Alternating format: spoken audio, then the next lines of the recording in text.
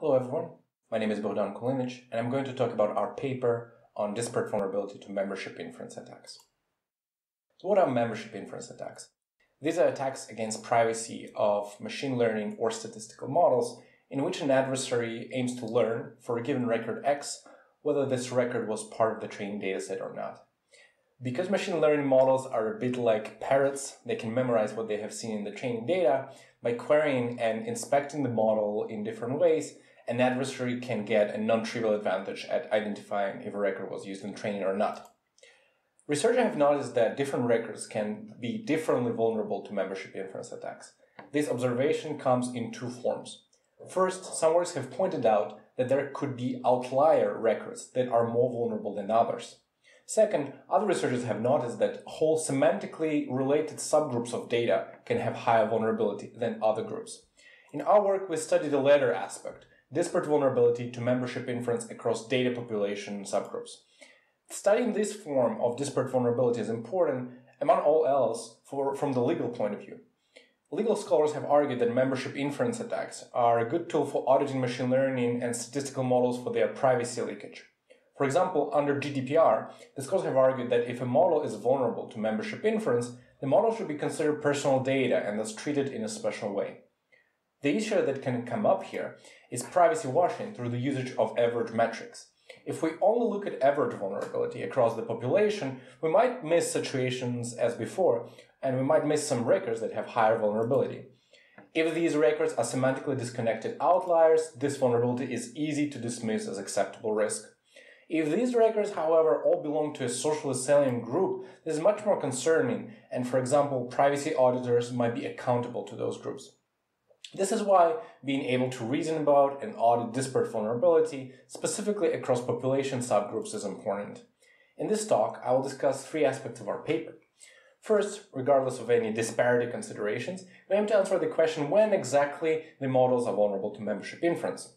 Second, we extend this insight to disparate vulnerability. And then, third and finally, I will talk about how we should measure disparate vulnerability. So let's start with figuring out when exactly the models are vulnerable to membership inference. It is intuitive and well known that overfitting or lack of generalization is a sufficient condition for a model to be vulnerable to membership inference. Generalization is characterized by this gap between the average loss on the training data on the left here and the average loss on the test data on the right. Indeed, if the model has much lower error on its training data, an adversary can recognize training examples by looking at the loss. There is a recent notion that generalizes generalization, pun intended, called distributional generalization. If classical generalization only considers the average of the distribution of loss, distributional generalization uses a probabilistic metric between train and test distributions. Specifically, we use total variation distance. Moreover, not only we'll look at the loss, but any other numeric property of the model, here denoted as phi. In this work, we analyze the worst-case vulnerability to membership inference attacks that use a certain feature phi to conduct an attack. Most commonly, this feature is a loss, but any other numeric function of the model and an example could work.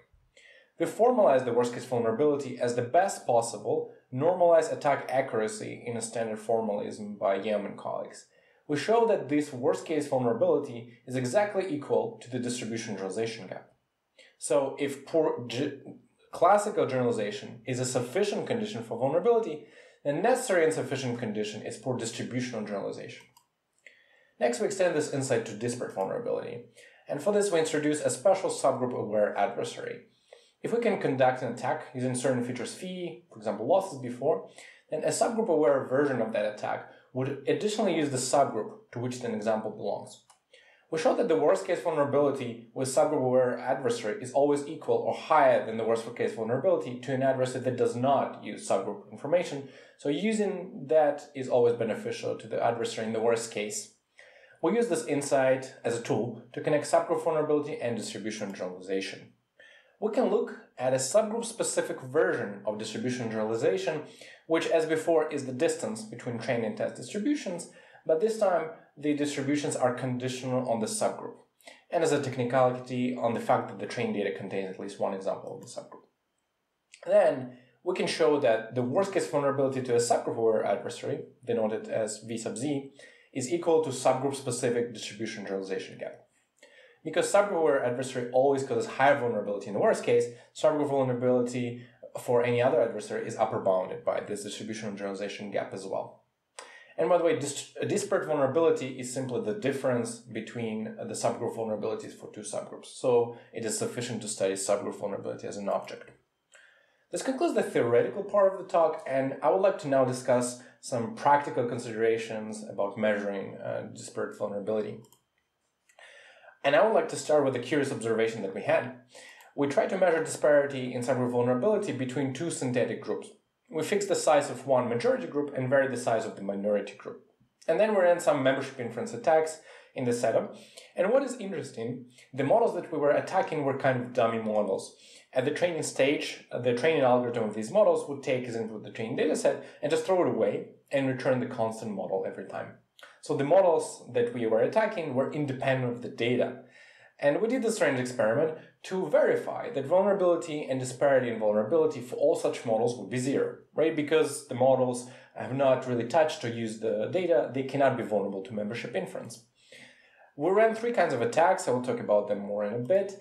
And to our surprise, whereas for some attacks, such as average loss threshold attack and shadow model attack, the disparity was around zero, which is what we expected. For another attack, which is a much more powerful one, the optimal loss threshold, we saw statistically significant non-zero disparity, and this should not happen. Because the models that we attack have not used any data, there can be neither any membership inference advantage nor any disparities in this advantage. To understand what's happening here, why this is happening, we first have to discuss different approaches to model an adversary's knowledge in membership inference. First approach, the shadow model or reference model approach. Here the adversary is assumed to know the data distribution and the target model training algorithm. With this information, the adversary can reproduce some models that look kind of like the target model, learn an attack on them, and then deploy the attack against the target. In the other approach, which I'm going to call worst case here, the adversary directly has access to some information about the target model's properties on the training data. For example, in one such attacks, the adversary obtains the average loss on the training data. In other attacks that we call optimal threshold, the adversary gets the threshold on the loss that is actually carefully chosen to distinguish train loss values from test values. The danger of this approach, of course, is that it goes a bit against the goal of membership inference, because in membership inference, the adversary wants to learn something about the training data, yet here the adversary already starts with some non-trivial information about that training data. However, this enables us to estimate worst-case vulnerability, which is a standard practice in security. Unfortunately, it is inherently problematic for estimating specifically disparity in vulnerability. This is because we want the membership inference to exploit the model's memorization behavior, exploit the fact that the model behaves differently on training examples and test examples. With the worst-case approach, however, because the adversary has access to non-trivial information about the training data of the target model, there is another source of information beyond model memorization that we do not want to capture. And it's the sampling bias, which is the fact that the finite training data set is always going to be somewhat different from the actual data distribution. And this is what also enables the adversary to tell train examples from test examples. This bias depends on the size of data, and it vanishes pretty rapidly, except when we are deploying our attacks on small subgroups of data. For example, the subgroup of size 50 is something that we saw in the literature, and the sampling bias definitely has an effect at this scale, as we see in the plot. Thus, if we measure disparity between two subgroups using the worst-case approach, we will always see disparity if the subgroups differ in size. So the measurement just becomes meaningless and also misleading. To test attacks for this unwanted property, we proposed the so-called null model bias test, which is exactly what we did before. Evaluate attacks against data-independent models. And if we see any non-zero vulnerability, then the measurement of vulnerability is biased and should not in general be used to measure disparate vulnerability. Should not be used to measure regular vulnerability, but as long as the size of the data is big, the bias is going to be negligible. So to be safe, one should only use attacks in which the adversary cannot access anything about the training data when building the attack. As an exception, our experiments showed that the average loss threshold attack was not biased in practice, probably because just a single average loss value is not sufficient to bias the results. In the paper, we also discuss some other considerations one should take when measuring disparate vulnerability. For example, because the groups could be small, we want to use statistical tests to make sure that the observed disparity is not a fluke. We also apply methods to verify that we can detect disparate vulnerability in realistic settings, and we do that with high degree of statistical significance. Finally, we'll also discuss how one can prevent disparate vulnerability. We show that differential privacy bounds it, and that some algorithmic fairness interventions can reduce it, but only for specific adversarial models, so they're not a valid defense. To sum up in this talk, I briefly outlined the following aspects of our paper.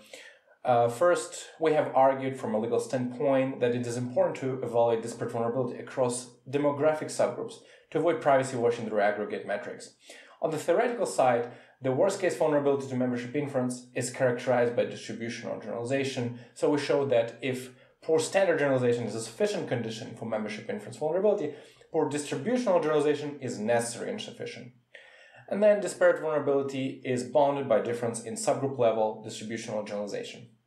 Finally, on the practical side, we argue that one should not use attacks that have non-trivial access to the training data to measure disparate vulnerability. Something that we have in the paper, but not much in the talk, is that we should use statistical procedures to establish statistical significance, and we discussed various mitigation strategies against disparate vulnerability. This concludes the talk. Please check the paper for more details, and thank you for your attention.